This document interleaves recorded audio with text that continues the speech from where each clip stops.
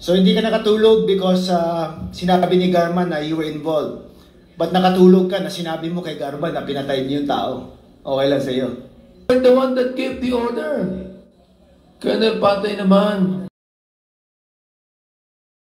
Colonel Garma, you said that Captain Albotra mentioned the killing to you in a courtesy call in your office, correct? Yes, Your Honor. Was it at that time were you the Chief of Police of Cebu City? Yes, Your Honor. So, when he made that courtesy visit to you, was it after his reassignment to Station 1 of Cebu City?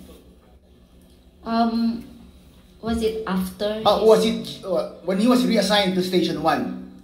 During that time, wala pa po siyang assignment sa... Wala pa? I am deciding pa po kung saan ko siya ilalagay. Kasi but he was returned to you back to you in Cebu City? Yun ang understanding ko po nung sinabi din nila na galing na siya doon dati.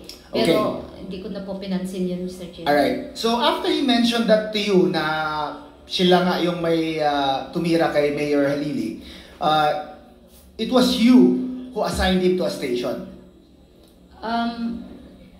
As Chief of Police? Yes, Mr. Chair. Now, in that station, did he perform well naman, si Captain Albotra? Maayos naman, Mr. Maayos Chair. naman. Wala naman kayong away? Wala po, Mr. Chair. There was no miscommunication, misunderstanding between you and Captain Albotra? Wala po. He had no complaints against you also? Wala din po. Wala din. Okay. Now, Captain Albotra, in your affidavit, you repeatedly said that the allegations made by Colonel Garma are pure chismis, no? Made-up stories, correct?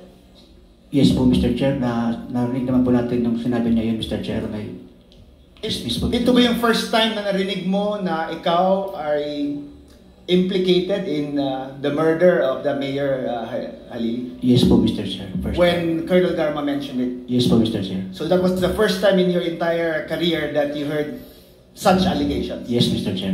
Okay, now, would Colonel Garma have any reason to implicate you, Captain Albotra? At first, Mr. Chair, I can't think of any, Mr. Chair. Nagulat din po ako, Mr. Chair. Nagulat. Now, why of all the police officers that she knows, bakit ikaw? Yes, Mr. Chair. What is so special about Captain Albotra? That's why I thought, Mr. Chair, na-confuse po si ma'am siguro, Mr. Chair. Confused? Opo, Mr. Chair. Baka lang na-confused? Yes, Mr. Chair. Kasi sinabi po niya, Mr. Chair, chismis. Tapos binago niya po, ako na po yung nagsabi, Mr. Chair. Okay.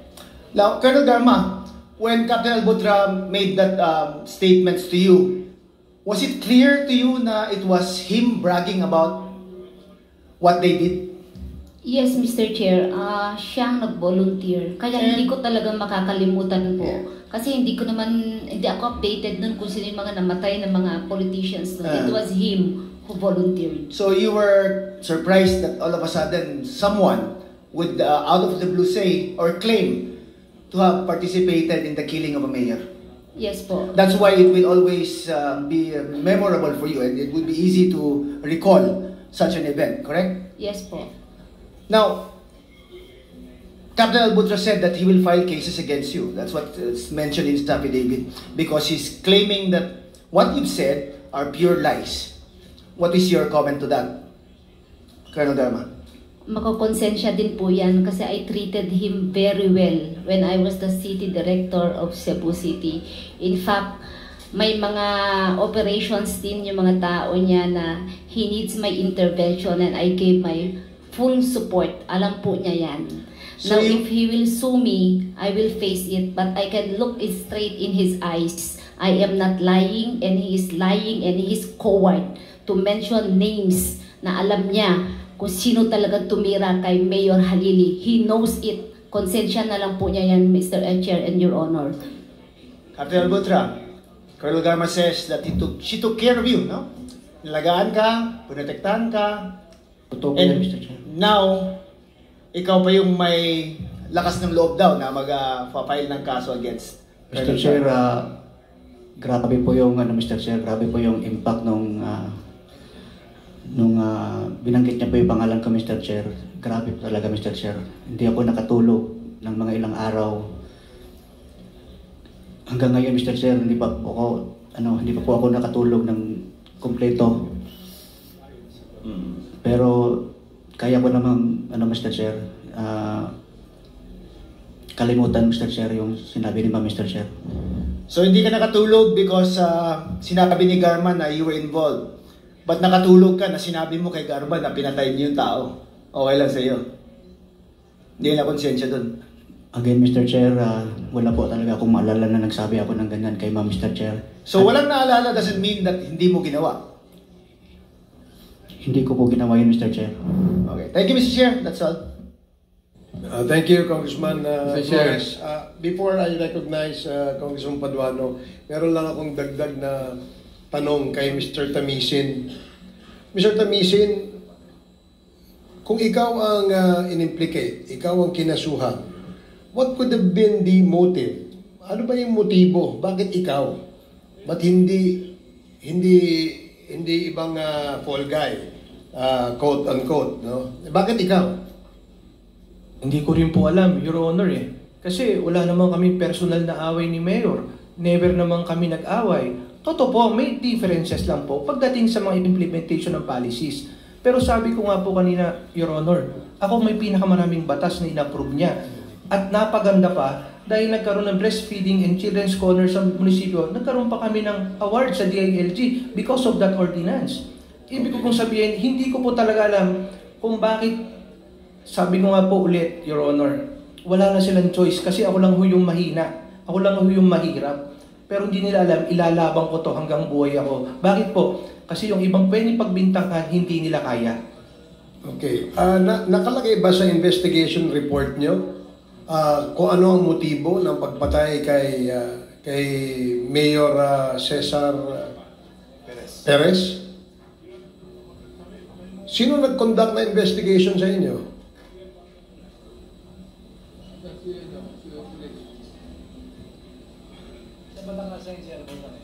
Hindi ba ikaw, Colonel Petalio, ang Chief of Police during the time?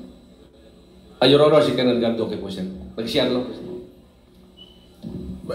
You're not familiar with the investigation report ng PNP tungkol dun sa task, di ba? Nag-create Yes, kayo yes, ng sir. task force, di ba? Yes, sir. Ano yung nakalagay dun sa report? Ano yung motibo nung pagpatay kay Mayor Cesar Perez? May kasama po doon, Your Honor, politics, Your Honor.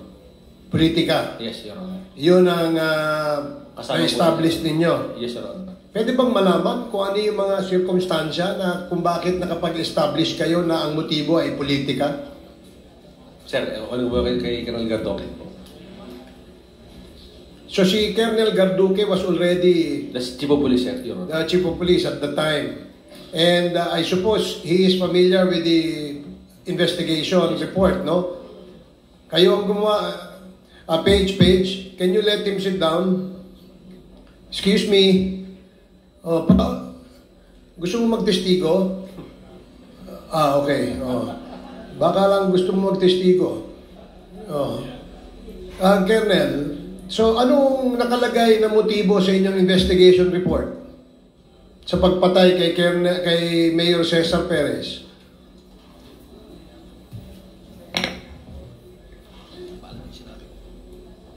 Ikaw ang Chief of Police, di ba? Yes, Your Honor. So hindi mo alam.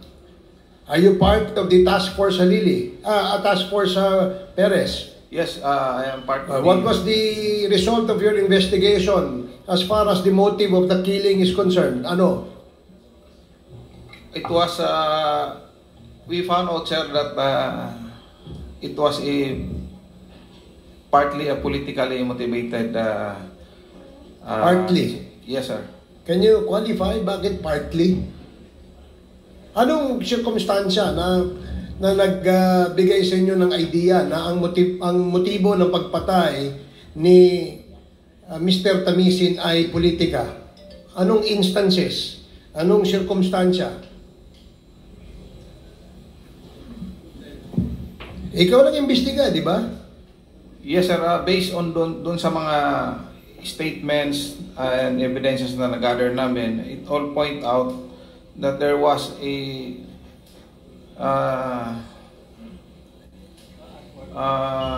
Yung previous kasi na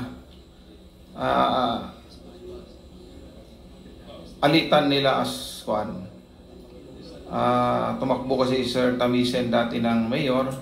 Hindi naman actually kuan yon. Part lang sir na kuan nakikita namin dahil magkalaban nga sila sa kuan noon. Did you know na inaanak siya ni Mayor Cesar Perez? No sir. So wala kang idea. Wala. Kasi nakakapagtaka lang, Colonel, na ang suspect, no, a known politician in Calamba, Los Baños. Number 2, inaanak ng mayor na napaslang. Pangatlo, siya ay known to be in the community in Los Baños, not to be a violent person. Wala hong history ng violence sa kanya record. And yet, siya ang nakita ninyong suspect. Nakakapagtaka, no? Hindi ko alam paano nyo inimbestigahan, ano ang nagturo sa inyo na siya ang pumatay. Malaking question mark pa rin yan, no? At least sa akin, I don't know with my colleagues. Kasi yun ang aking pagkakaintindi dito sa kwentong ito. Now, did you know that Mayor Cesar Perez was in the drug list? I have not seen the list here, but we have heard. So you have heard? Yes, sir. But bilang chief of police sa lugar, wala ka bang access sa drug list? Wala, sir, wala. Wala kang record sa area mo kung sino doon ang na-identify ng BADAC, MADAC, or whatever it is that identified the personalities within your jurisdiction to be involved in illegal drugs? What we have, sir, is the list from the BADAC, but as far as the BADAC is concerned, wala naman doon sa... So hindi kasama sa drug list ang dating mayor, the late mayor. Doon sa Los Baños, sir, I have not seen his name as part of the drug personalities within the Los Baños area. Okay, so i-confirm ko lang ulit dito kay DG Morolazo. DG, sabi nyo kanina, nasa listahan ng drug list si Mayor Cesar Perez. Is that correct? Your Honor, yes, Your Honor, in the Duterte list. So when the Duterte list, is this list provided to the chief of police of the different cities, municipalities in the country? Meron mo ba silang idea kung sino sa area nila ang involved sa droga? Your Honor, I would assume so because my Deputy Director General for Operations now used to be a regional director. Okay. And he has a copy of the drug list nationwide. And I think this was given to them so that this can be distributed to the stations under their jurisdiction so that they will have people to follow or watch, Your Honor. Okay, thank you. So nakapagtaka, Colonel Garduque, no, na wala kang idea, wala kang listahan, hindi mo nakita yung listahan na sa certain Cesar Perez that you know is the mayor of Calamba ay nasa Los Baños ay nasa listahan ng drug list. Yes, sir. Actually, maybe previously, sir, but on my time, I honestly I have not seen his name doon sa... Anong year ka na-appoint dyan sa Los Baños? 2020, sir, up to 2021 ng And March or February. the incident happened...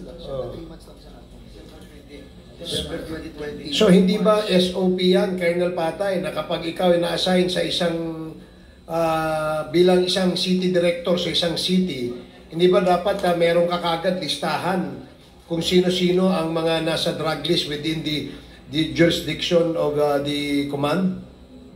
Mr. Chair, during my time, we only base on the list in the station and those list from the BADACs, from the barangays, Mr. Chair. So there are two lists, the one from the BADACs and... That's the same, Mr. Chair. That's consolidated. So the BADACs yes. list is the one provided to the city directors? I'm not aware of for the city director because I was not assigned as city director, Mr. Chair. only in station, Mr. Chair. Weren't you assigned in Quezon City as the city director? Station commander lang, Mr. Station Chair. commander. Doon sa station mo, hindi ka binigyan ng listahan. Wala po, Mr. Chair. So, tama ba yung sinasabi ni Colonel Garduque na hindi lahat, gagaya mo, hindi mo nakita yung listahan kung sino ang nasa drug list? Ako hindi ko nakita, Mr. Chair. I cannot speak in behalf of others, Mr. Chair. Well, you know, base sa PIDEA, bilang isang pulisiya dito sa sinasabing drug list, lahat po ng ating membro ng PNP, lalo na yung mga commanders, whether district commander yan or district director yan, inform sila kung sino-sino yung mga involved sa droga sa area nila. Unless mayroong special crack team na ang trabaho lang, sila ang magtrabaho nung nasa drug list ng mga pangalan. So, it's really confusing to hear from you na mismo kayo alam nyo because sa area nyo ang daming namatay For instance, kay Colonel Patay, ang daming namatay sa area mo. Would you be honest enough to tell me kung how many deaths under investigation that happened in your station? Mr. Chair, I cannot give the exact numbers. As I've said, Mr. Chair, the PNP has already given the numbers, Mr. Chair, and I was not able to look at it or to verify the numbers, Mr. Chair. Okay, sige. Congressman Abante, you're now recognized.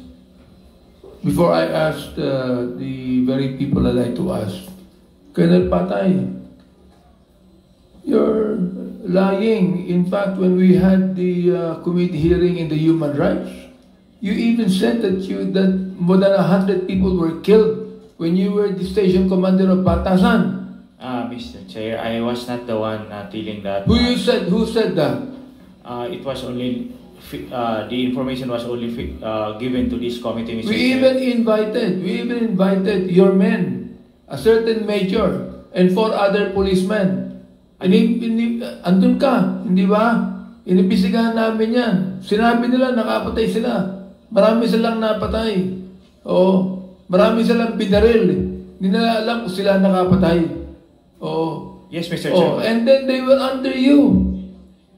You were the one that gave the order. Colonel Patay naman. Alam mo kung ilan namatay dun sa sa lugar mo Oh. Colonel Patay, Mr. Chair, sagutin mo. As I've said, Mr. Chair, I was not able to confirm the number. As far as I can You remember, better submit to us a report of how many were killed when you were the station commander in Batasan. Okay? So far on the reports, Mr. Chair, You submit to us a report. I will ask the command, Mr. Chair. That's true. You submit to us a report. Because if you do not submit to us a report, I'll be compelled to cite you in contempt here. Yes, Mr. Chair. Okay. It was already an instruction, Mr. Okay, Chair. Mr. Chair, let me ask Colonel Garma here. Colonel Garma, do you have any ulterior motive when you told us the story of Captain Albotra telling you about what he told you? Do you have any ulterior motive My on that? only motive, Mr. Chair, is to tell the truth. Oh, the only motive, Captain Albotra, is to tell the truth. Now, let me also ask you, Colonel Garma, why do you think that Captain Albotra told you that kind of a story? I think in confidence, Mr. Chair, and perhaps impressed me that he is cooperative in the war on drugs, Mr. Chair. I think that is his intention during that time. Captain Albotra, I think it's good for you to tell the truth to us now. Because look, it is her telling you that you're lying. And it is you that is telling us here today that she's lying. So, Captain, it's good for you to tell the truth now. Ang palagay mo, alam na namin eh. I'm only speaking of the truth, Mr. Chair. No, you're not speaking the truth, Captain Albotra. Yun po ang katotohanan. Sinabi ko nga sa iyo eh. Oh, it would be Colonel Garma who's telling a lie, and you are telling us the truth. Eh malabo yun. Siguro kinakailangan na because look before this hearing is over, I will even be the one, if not Congressman Paduano, I'll be the one to make a motion to hold you in contempt, and you be detained here. Tell us the truth now. I will be lying, Mr. Chair, if I will, Well, okay. It's up to sabi you. po ako na tama po si Mr. Chair. Councilor Tamisin, you mentioned a moment ago that it was only seconds, di ba? After the police found out that Mayor Perez got killed. Ba yun?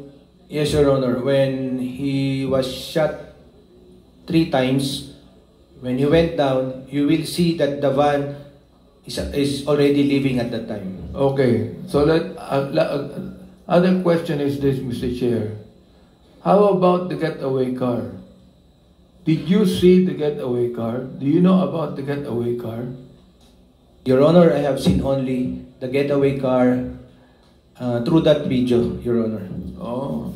Eh di mas magaling kang investigador kaysa sa mga pulis natin sa Los Baños. Colonel Duque.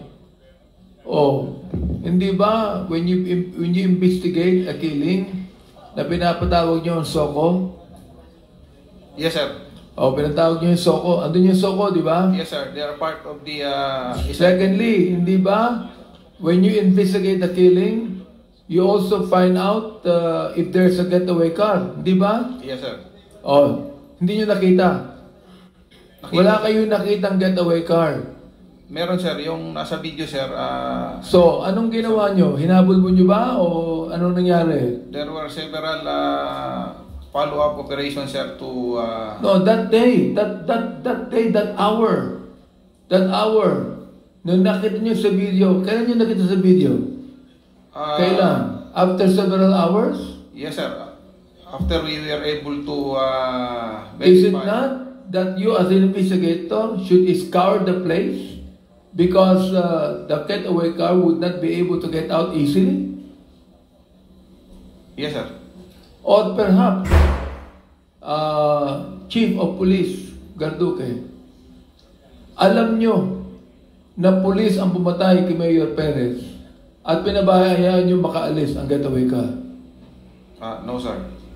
Sige, kanina, nakita na natin itong si Colonel Tamisin is even a moral advocate in this...